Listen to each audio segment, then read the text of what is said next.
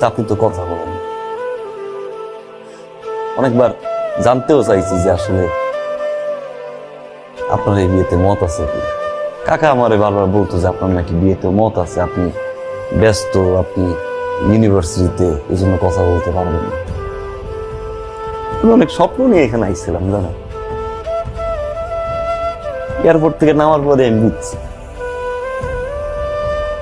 এই বিয়েতে আপনার মত। তারপরও চেষ্টা করছি আপনার মনের মতো চলার জন্য, কিন্তু আমি তো পারি না। কেমনে পারি বলেন? আমি তো আর আপনাদের মতো এরকম পরিবেশে বড় হই নাই।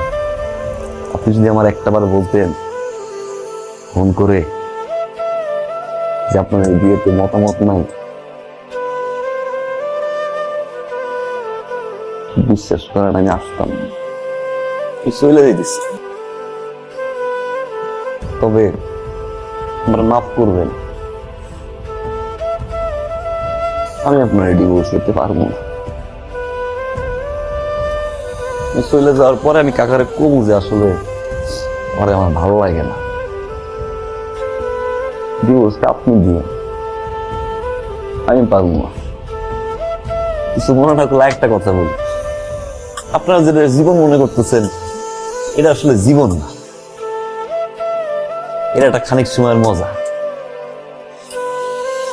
চেষ্টা করে নিজের যত্ন নেওয়ার জন্য।